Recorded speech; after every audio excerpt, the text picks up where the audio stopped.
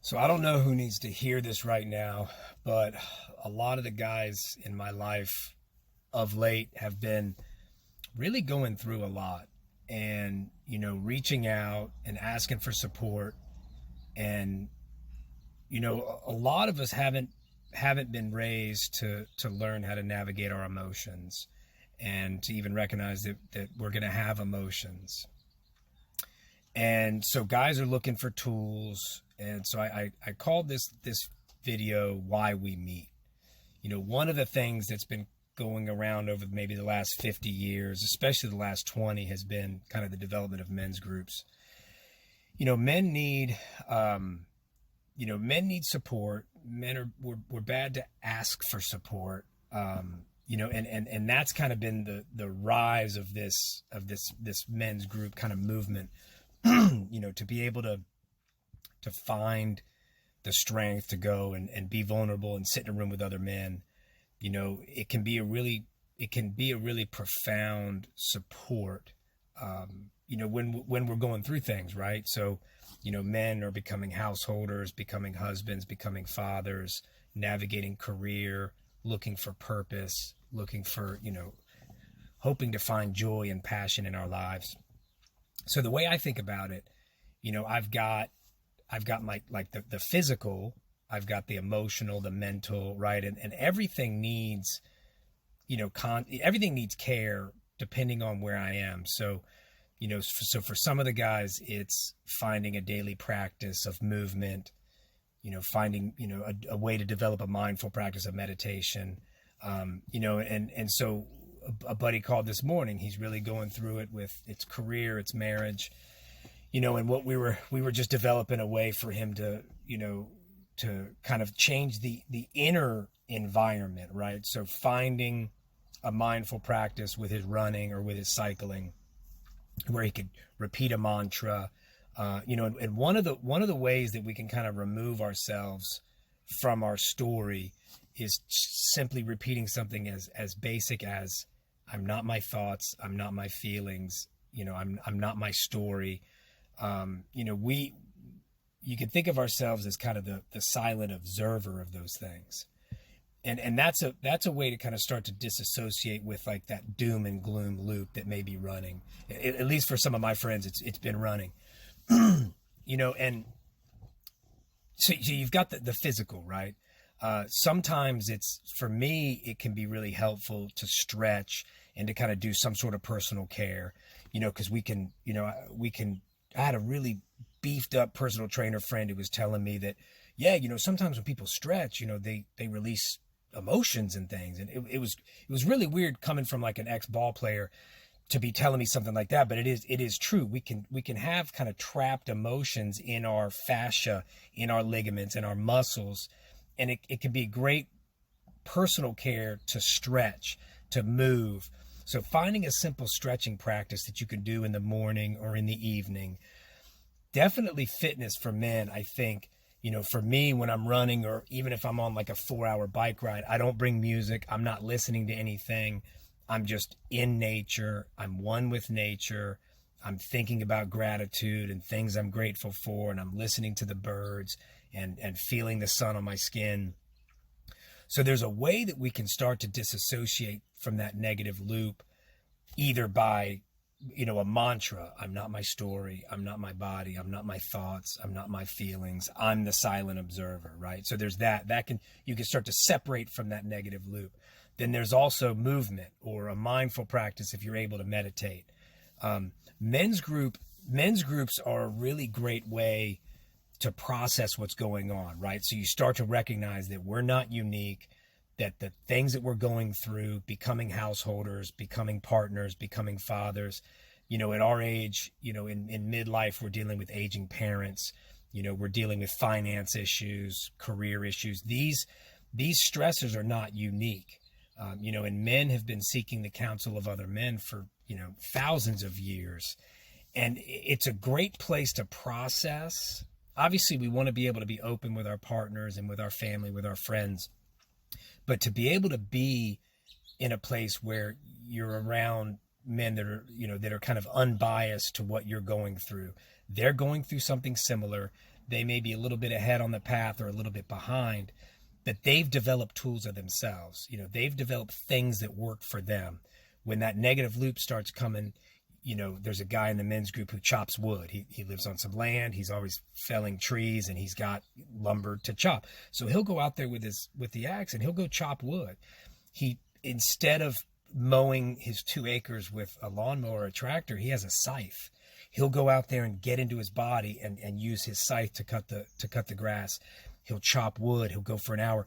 He might let out some, you know, he might yell. He might let out some sounds, right? So you can find any number of ways you know, you can find breath work on the internet, meditations, exercises, stretches. But to recognize that, you know, you've got the physical manifestation of those stressors, right? So to be able to move that energy in our body, that's one thing. To be able to move and to be able to recognize that, okay, emotions are going to come up, right? Emotions are just energy in motion. They're just meant to kind of move through. And what happens is if we end up resisting those, they can get stuck, and then it becomes this, okay, I'm depressed, or I'm feeling anxiety, I'm feeling stress, I'm feeling sadness. But to recognize that they're meant to just kind of move through us. And sometimes it's not even our energy. Sometimes it's someone else's energy or a collective. And to recognize sometimes I just need to get out and move. Walk around the block, get in the backyard. You know, I just got back from the gym because after that call with my friend, I was like, you know, he's really going through it. You know, I want to go move some energy. So a little bit of weight training, you know, a little bit of sauna. I do a little meditation in the sauna, and that's almost like meditation on steroids, because you're heating your body up. You're in an environment where you're changing the chemistry of your body. And then I'm doing like a simple meditation. It's just a really great way to shift the energy, right? So you've got the physical, you've got the mental, you've got the emotional, you know, and they all need watering. Like, we need to water all of these plants, all of these parts of ourselves.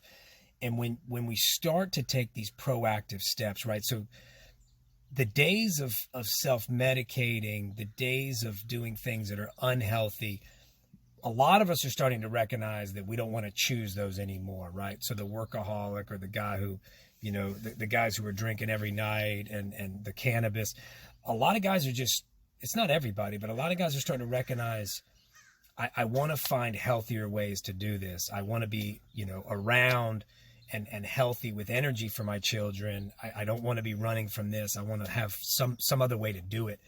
You know, guys are taking breathwork classes. They're taking meditation classes. They're taking fitness classes. They're looking to do something different than what they've been doing, right? They're looking to make some sort of positive change. And I think of it in these multiple, you know, stretching is an amazing way to, you know, to just give thanks to your body for what it does for you on a daily basis, you know, and to kind of recognize, okay, I'm releasing some, you know, I'm releasing some energy that I know I don't want for the rest of the day. Another good one is just to recognize, you know, the purpose of my life is letting go of my stuff. The purpose of my life is letting go of my stuff. Just repeating that. A thought comes in, maybe scarcity. There's not enough money. There's not enough time. I'm unhappy. And not to resist it, but just to recognize that my mind is having that thought. My heart is having these feelings, and just relax and focus on just releasing it. Like, don't resist it. Just accept that that's how I'm feeling right now. August was really tough month for a lot of guys, the guys in my men's group, guys that, you know, men that connect with me, other dads at the school, other friends that I've developed over my life. A lot of guys have been reaching out this last August that it was a tough time. And it's really about, okay, you know, find the warrior inside, or the king, or the magician. Find that archetype that maybe you don't have access to right now. One of the dads was doing some mirror work where he was just looking at himself in the mirror, saying positive affirmations. You know, I love you, Steve.